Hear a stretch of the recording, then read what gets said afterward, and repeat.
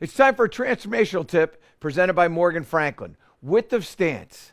When, why, how much, all that stuff, well, we're covering it right now. One of the things you want to pay attention to, by the way, is, and let me just get a couple different clubs here. So I've got a 9-iron, I've got a 6-iron, I've got a 3-iron. Now, as we start to get into shorter clubs, and when I talk about shorter clubs, I'm not talking about clubs that you hit shorter distances. What I'm talking about is just the length, okay? So when I have a club that's a little bit shorter, my 9-iron is shorter than my 6-iron. 6-iron is going to be shorter than the 3-iron.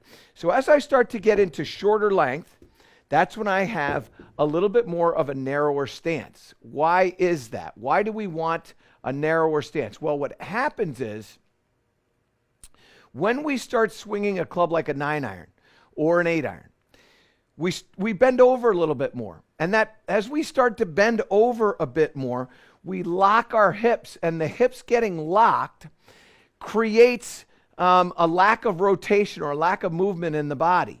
And to that same point, as I start widening my stance, that does the exact same thing. So as I start to widen stances, I restrict movement. And as I start to bend over a little bit more, that also restricts movement. So when I bend over more like this, it restricts movement. So what I need to do is I need to offset some bend. That's basically the way I try to explain it. So when I get into a 9-iron, because I'm bending over a little bit more, I feel like I want a little bit of a narrower stance. Now, how narrow is too narrow? I'm just talking about a standard stock 9-iron shot or a standard stock 6-iron shot or whatever. I'm not talking about hitting it high, hitting it low. I'm not talking about that. What I'm talking about is just standard width of stance for a stock 9-iron. So get into this 9-iron position. And when I start talking about the width of the stance, I'm really looking at the width of heel to heel, because many times what people do is they flare out toes. So if I took my toes and I flared them out like this, that looks like a fairly wide stance. But if I go square up to here and square up to there, now all of a sudden those look different in the width of the stance. So I always want you to pay attention to what's happening with the heels, heel to heel. And in effect, when I have a 9-iron, what I want the heels to be right around where the outside part of my hips are. I don't want it to be inside that. I want it to be right around there. So 9-iron is going to be in that spot right there. Now I can make my swing. It's more vertical.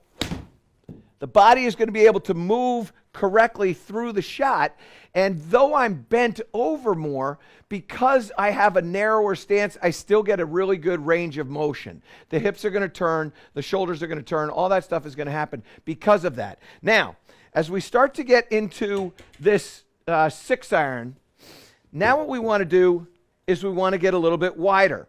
And as we start to get a little bit wider with the 6-iron, remember my 6-iron, I'm not bending over quite as much. And as a result, I can widen up the stance because as I stand taller, I'm going to get that range of motion back. I can create a greater range of motion when my spine is aligned like this. When I start to get to a little bit of a wider stance, that's going to set up some restrictions. So as long as I have the upper body and the lower body working sort of in opposition, now I'm going to be able to make the motion that I want to be able to make.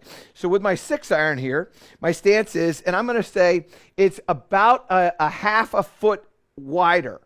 In other words, if I went to the inside there and the inside there, now I'm about at 9-iron. So I'm just adding about a half a footprint to both of those. Now I'm in my 6-iron. Now let's see how we do here with range of motion.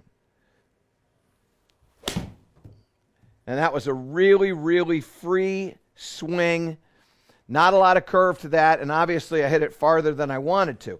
And then as I start to go to my 3-iron, once I get into the 3-iron spot, now I'm not quite at driver width, but I'm definitely the widest that I'm going to be with an iron. And that's probably about a 3-wood width for me. So my 3-iron and 3-wood, those are about the same. And when you look there, what I'm seeing is I'm seeing the outside part of my hips to the inside part of the heels. So I go from where they're directly under to half and half to now the hips are inside of that, whether you flare out or you don't flare out. So regardless of how this works, first of all, when you start talking about width of stance, always look at the heels. Don't look at the toes. Always look at the heels. And then the second thing is know that as you start to have shorter length clubs, I want a little bit narrower stance. And as I get longer length clubs, I'm getting a little bit of a wider stance. And as that starts to happen for you, what you're going to find is you're going to find consistency in your contact, because you're going to have consistency in your pre-swing. It all starts with the width of the stance. That's our transformational tip presented by Morgan Franklin. To improve all parts of your game, subscribe to my channel and click the link below.